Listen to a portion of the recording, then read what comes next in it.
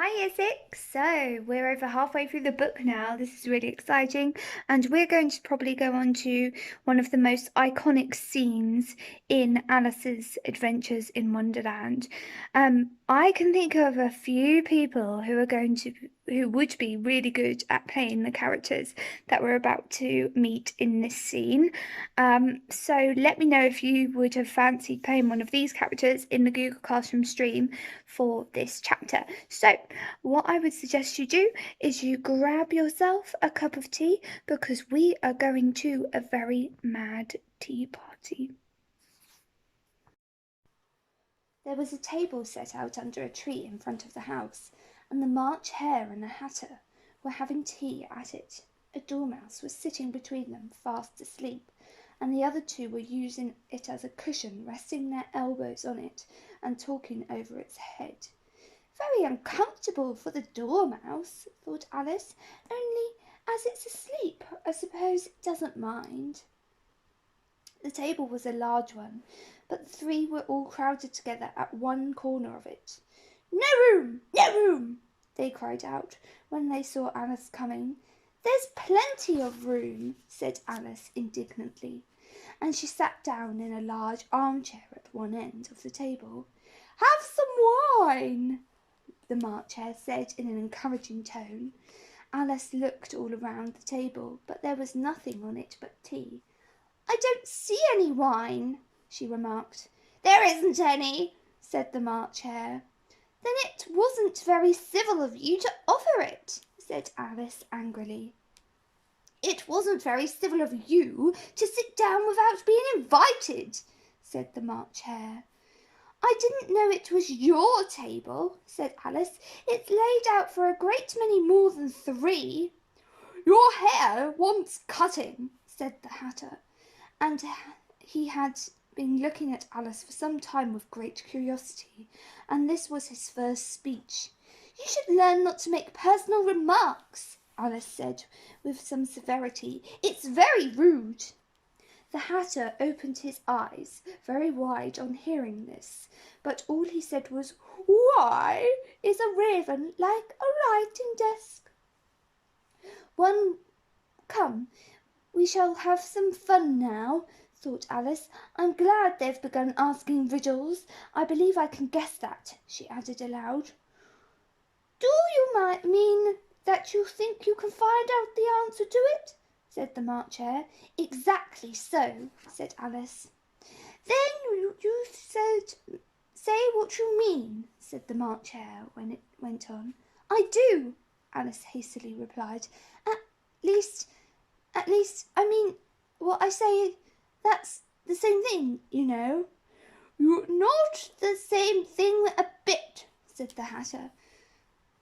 Why, you might just as well say that I see what I eat is the same thing as I eat what I see. You must just as well say, added the March Hare, that I like what I get is the same thing as I get what I like. You might just as well say, added the Dormouse, who seemed to be talking in its sleep, that I breathe when I sleep is the same as I sleep when I breathe. It is the same thing as with you, said the Hatter, and here the conversation dropped, and the party sat silent for a minute, while Alice thought over all she could remember about ravens and writing desks, which wasn't much. The Hatter was first to break the silence. What day of the month is it? He said, turning to Alice. He had taken his watch out of his pocket and was looking at it uneasily, shaking it every now and then and holding it to his ear. Alice considered a little and said, The 4th? 2 days wrong, sighed the Hatter. I told you butter wouldn't suit the works, he added, looking angry at the March Hare.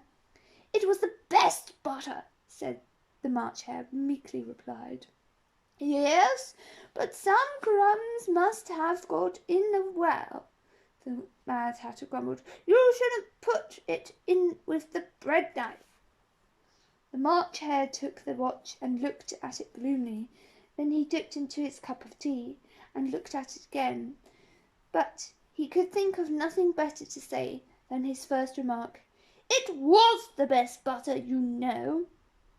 Alice had been looking over his shoulder with some curiosity. "What a funny watch," she remarked. "It tells the day of the month, and doesn't tell you what o'clock it is." "Why should it?" muttered the Hatter. "Does your watch tell you what year it is?" "Of course not," Alice replied very readily. "But that's because it says the same year for such a long time together." "Which is just the same case with mine," said the Hatter. Alice felt dreadfully puzzled.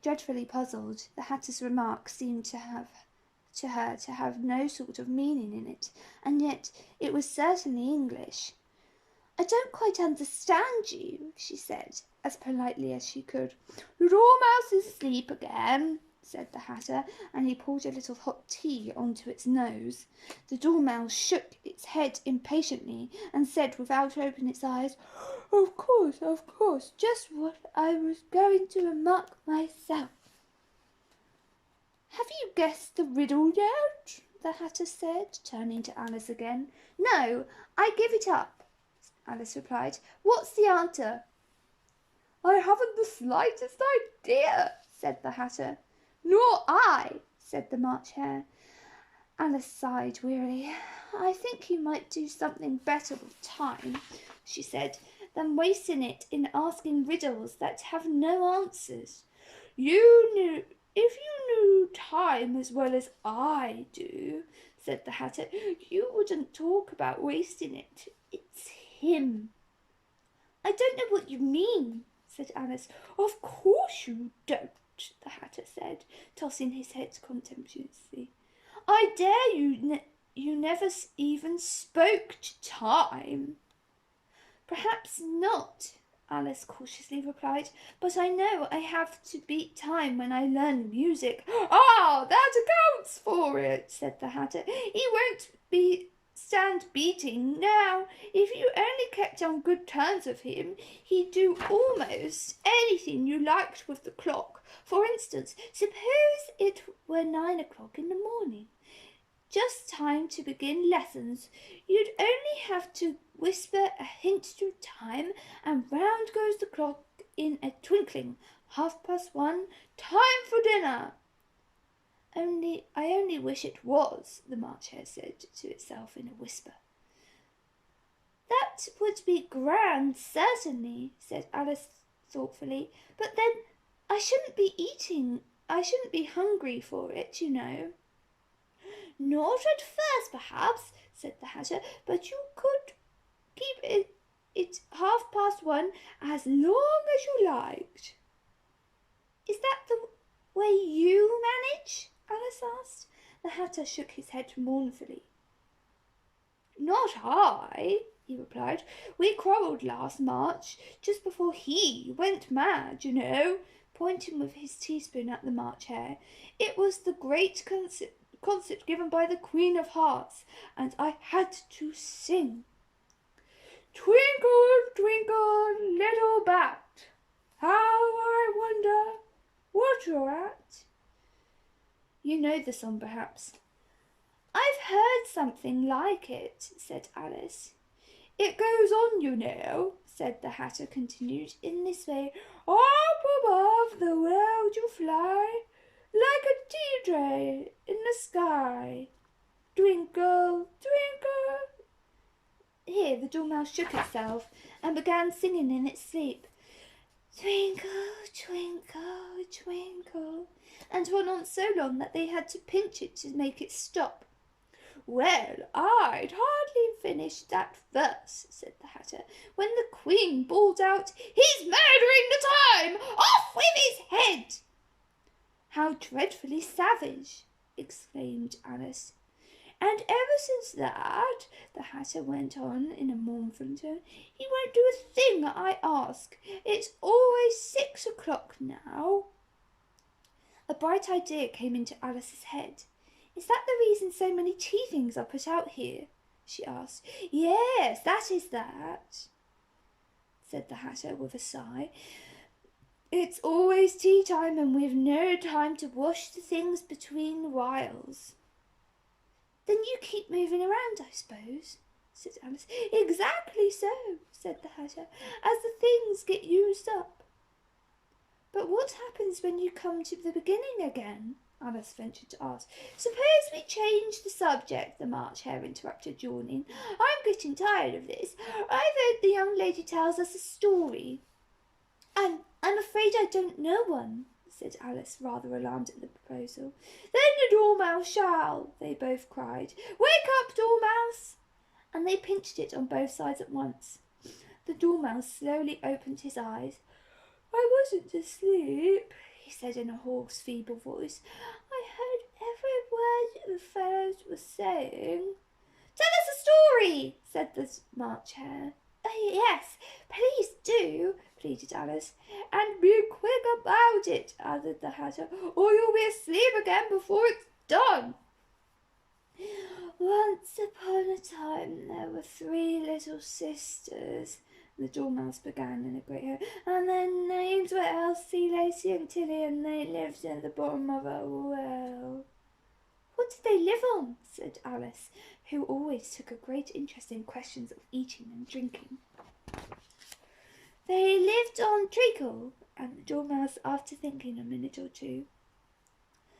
They couldn't have done that, you know, Alice gently remarked. They'd have been ill. So they were, said the Dormouse, very ill. Alice tried a little to fancy herself what such an extraordinary way of living would be like, but it puzzled her too much, so she went on. But why did they live at the bottom of a well? Take some more tea, the March Hare said to Alice very earnestly. I've had nothing yet, Alice replied in an offended tone, so I can't take more.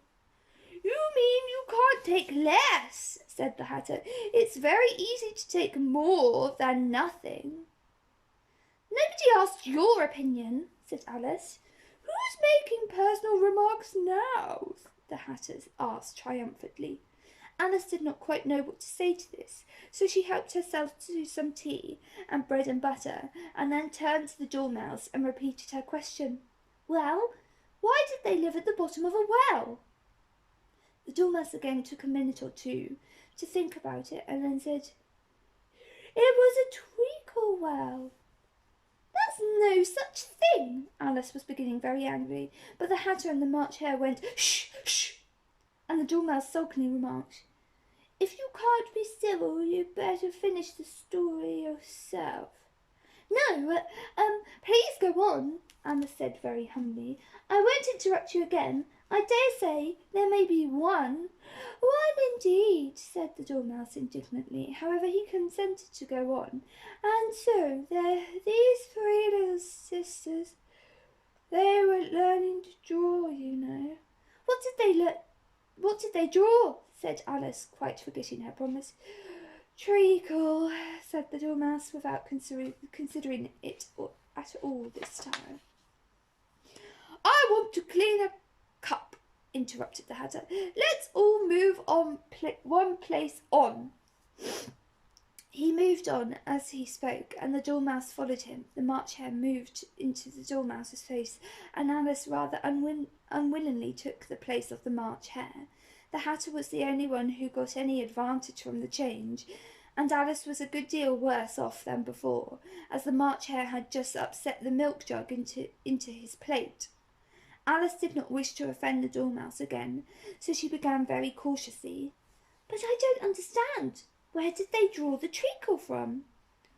You can draw water out of a water well, said the Hatter, so I should think you could draw treacle out of a treacle well. Stupid? But they were in the well, Alice said to the Dormouse, not choosing to notice the last remark. Of course they were, said the Dormouse. Well in. This answer so confused poor Alice that she let the Dormouse go on for some time without interrupting it. They were learning to draw, the Dormouse went on, yawning and rubbing its eyes, for it was getting very sleepy.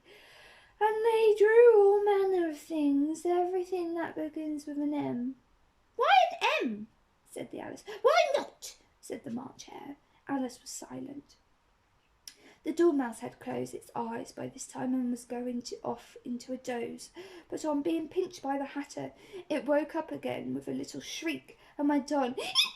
That begins with an M, or such as mousetraps and the moon and memory and muchness. You say things are much of a muchness. Did you ever see such a thing as a drawing of a muchness?